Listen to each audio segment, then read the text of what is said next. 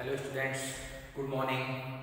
Once again next lecture देखते हैं dynamics का।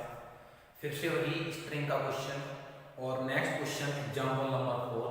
वंस अगेन इंपॉर्टेंट क्वेश्चन है, आप लोग देखिएगा क्वेश्चन को।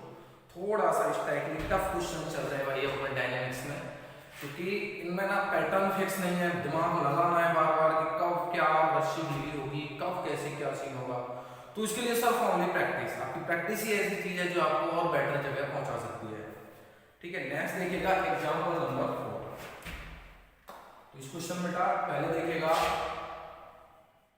Example number 4। No doubt important question है।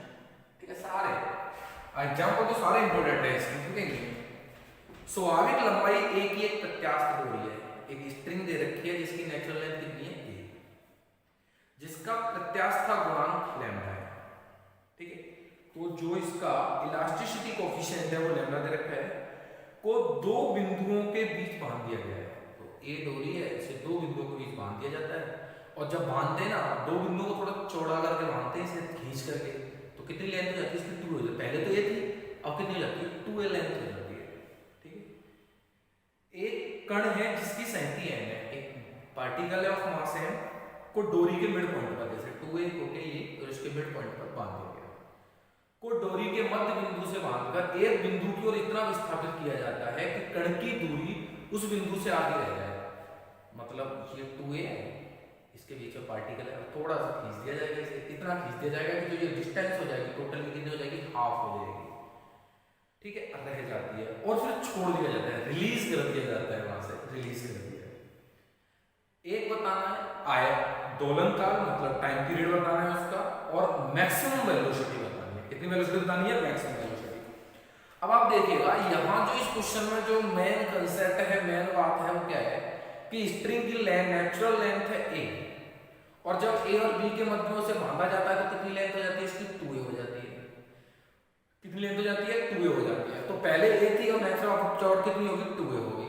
तो मैं मान सकता हूं कि जब पूरे की लेंथ 2a है, हाफ अगर मैं रस्सी को आधा कर दूं, रस्सी को कितना कर दूं? आधा कर दूं, तो आधी लंबाई की रस्सी की नेचुरल लेंथ कितनी हो जाएगी? a/2।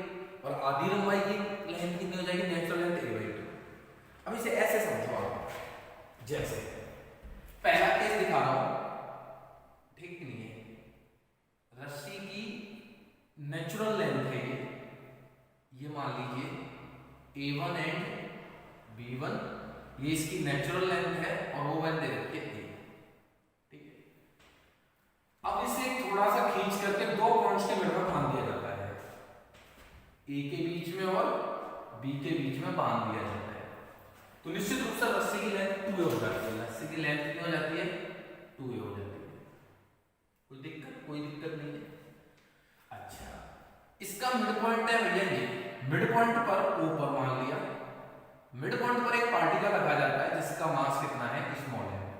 स्मॉल है पार्टिकल को यहां पर बांध दिया जाता है। बोलो सही है? सही है।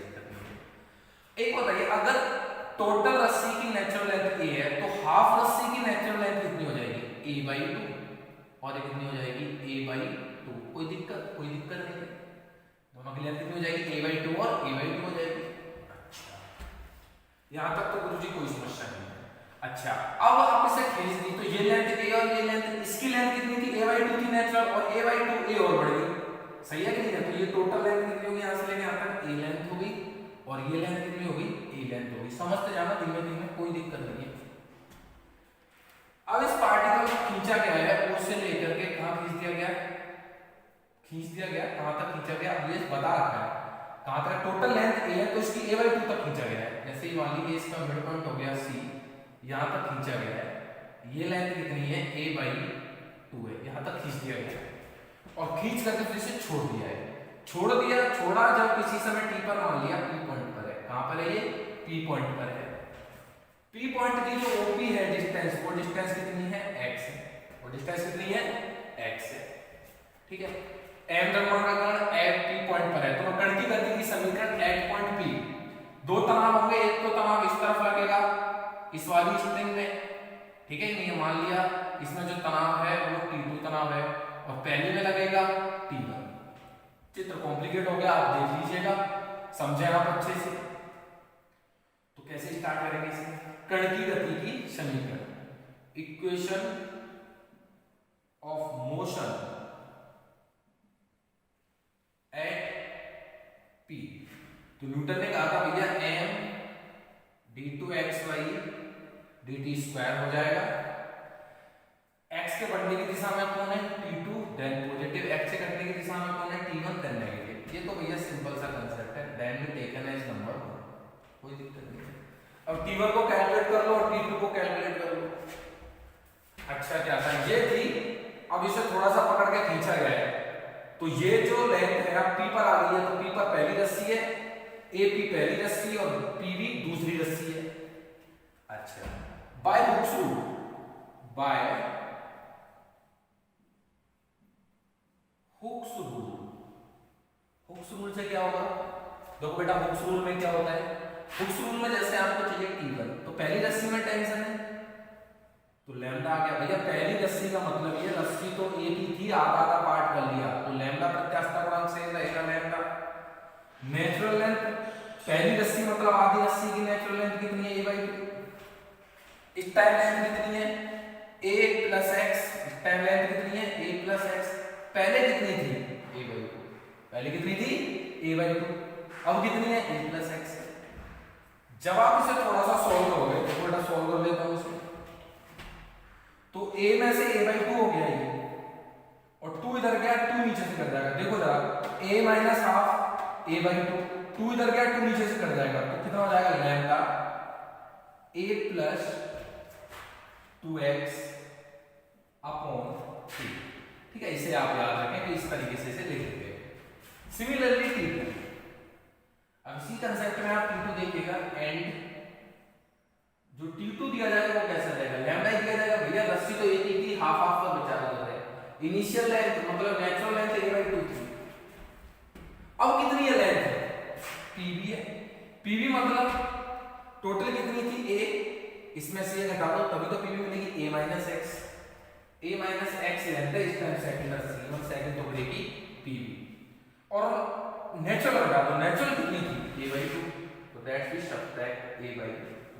कौन सी घटा दी मैंने, a/2 घटा दी। ठीक है भाई, तो कितने को सॉल्व कर लो, देन t2 = लैम्डा, वही a/2, 2 उधर को 2 से 2 कट जाएगा, a - 2x अपॉन a, ये मेरे पास आ गया t2 की वैल्यू, दैट्स गिविंग नंबर, इसको 2 दे दीजिएगा, इसको नंबर 3 दे दीजिएगा। ठीक है, अब आपको क्या करना है, t2 - t1 निकालना है, तो using these in 1, using 2 and 3, using 2 and 3 इन 1 के अंदर रख दीजिए, इसके अंदर रख दीजिएगा 1 के अंदर, तो देखिएगा 1 में रखा तो क्या सीन आ रहा है। तो मैं इधर कैलकुलेशन कर रहा हूं इसकी, m d2xy dt square = t2, ये रहा lambda a - 2x upon a, minus t1 minus में lambda a + 2x by a। ठीक है, कैलकुलेशन इसकी देखिएगा आप इधर, इस तरफ कैलकुलेशन करता हूं, इसको मिटाता हूं।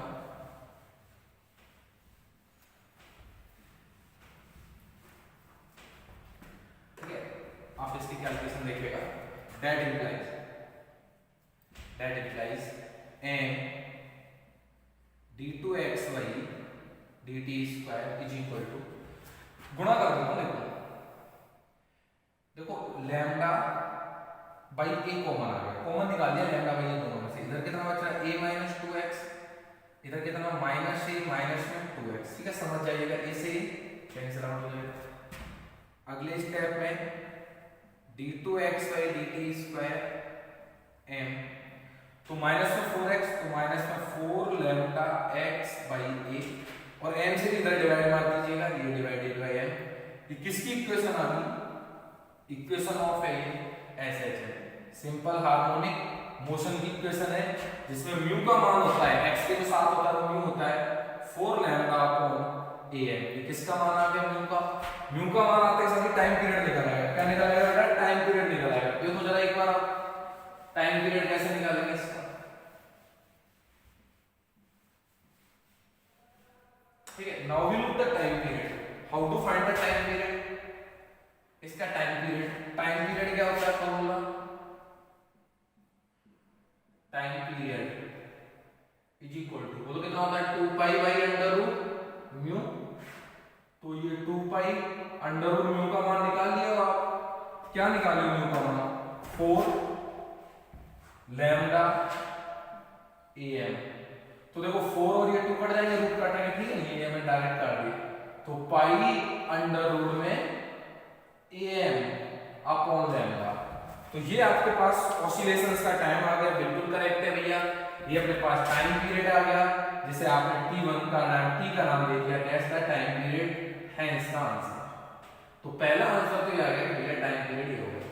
अब मुझे क्या करना है? मैक्सिमम वेलोसिटी निकालनी है। तो मैक्सिमम वेलोसिटी निकालने से पहले किसी जनरल पॉइंट p पर वेलोसिटी निकालूंगा, और इसे देखिएगा then by 4। अब ये वेलोसिटी के लिए वर्क चल रहा है। 4 को क्या लिख सकता हूं मैं? इसको लिख सकता हूं मैं v dv by dx, सही है ना, d2x dt इसको dv by dx माइनस में 4 lambda upon am into x। कितना लिख दिया? x। शिफ्ट कर दीजिए उधर, v dv 4 lambda upon am x dx, और क्या कर दो? इंटीग्रेट कर दो। इंटीग्रेशन करने के पश्चात आप इधर देखिएगा,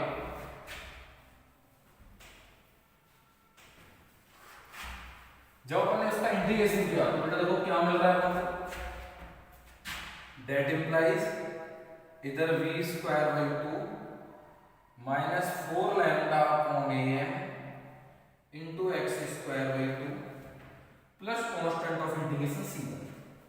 अब c1 की वैल्यू वैल्यूट करेंगे, c पॉइंट पर डालेंगे at c point. c point की कंडीशन क्या है गुरुजी? वहां पर a by 2 है, x की वैल्यू कितनी हो रही है? a by 2 हो रही है। कितनी हो रही है बेटा? a by 2 हो रही है, और वहां से छोड़ा गया है तो वेलोसिटी की वैल्यू कितनी है? 0। यहां से छोड़ा गया है, खींच करके c तक ले गए हाफ डिस्टेंस तक, और उसके बाद उसे छोड़ दिया गया। तो छोड़ दिया गया तो कितनी हो जाएगी? a by 2 डिस्टेंस हो जाएगी c पर। तो जब v की वैल्यू 0, इसकी वैल्यू है भाई देखो minus 4 lambda by am a square, और नीचे 4 आएगा, 4 दूनी 8 हो जाएगा, प्लस में कौन आ गया? c1। सो फाइनली c1 का मान मैं लिख देता हूं, देखो 4 दूनी 8, तो lambda a square by 2am, a से a भी कट जाएगा, और कितना आ गया? Lambda a by 2m। किसकी वैल्यू है? c1 की वैल्यू है। किसकी वैल्यू बेटा? ये c1 की वैल्यू है। यूजिंग दीज इन 5 दे दीजिए देना, इनका उपयोग 5 में करने पर, यूजिंग इन 5। नेक्स्ट देखिएगा,